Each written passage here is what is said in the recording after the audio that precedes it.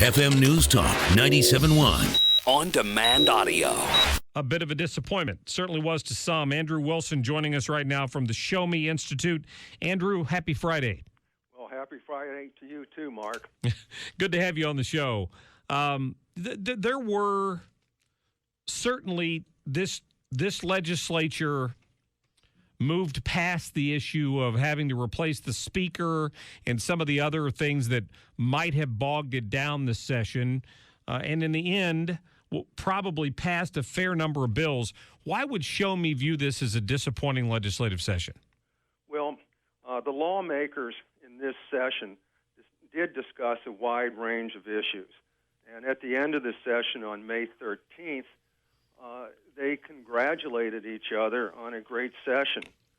The Democrats actually complimented the Republicans.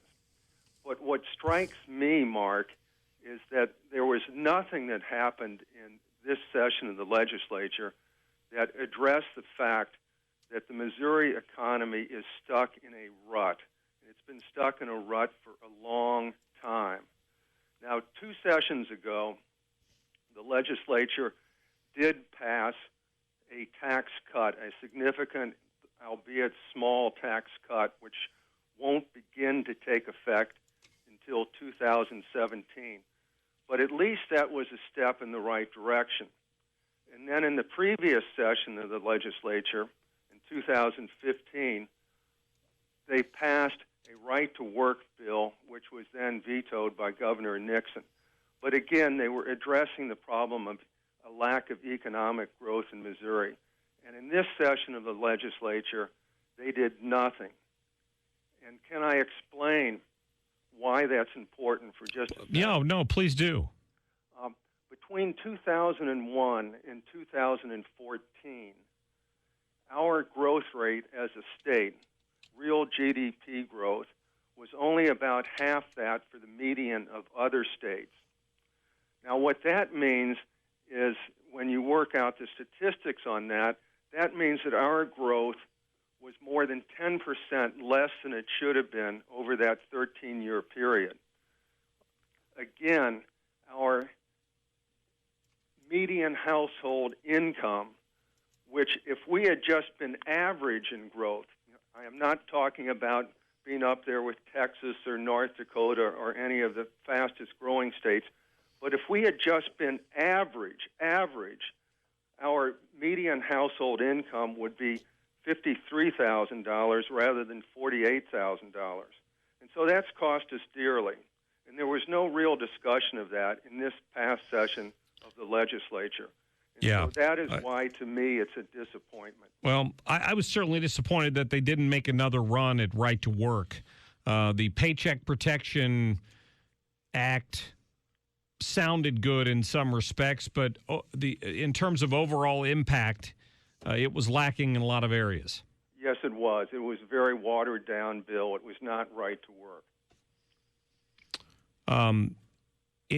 So what's the conversation moving forward then, in your opinion? From the Show Me perspective, you've got 7 or 8 months now to work on these legislators and try to get them refocused on what's important, because I agree.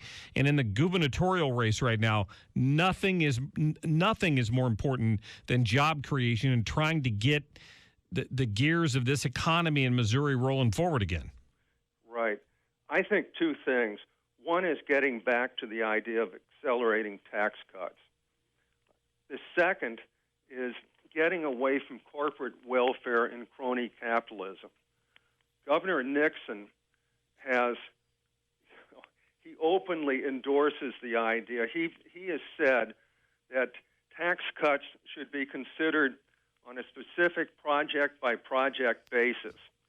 He said, we need to come at this on an overall thoughtful way, not just throw darts. Now, what Hayek would say about that is that Governor Nixon is full of the false pretense of knowledge or a fatal conceit. What we need to do is to not have specific tax cuts for well-connected companies. We should have tax cuts for everyone, and then let the free market pick winners and losers rather than government. If you recall 2015 here in St. Louis, we were all preoccupied with the idea of public funding for another downtown football stadium. Right. Governor Nixon and Mayor Slay were trying to put together $400 million approximately in taxpayer assistance to underwrite a $1 billion stadium. Now, that is a complete waste of money. That's not the way we should be going ahead. Yeah, that's a good point. Andrew Wilson is with the Show Me Institute, and I strongly recommend people check out their website just to get up to date on what some of these important issues are that are often overlooked, in my opinion, by our state legislators. ShowMeInstitute.org. There you go, showmeinstitute.org. Andrew Wilson, thanks for your time.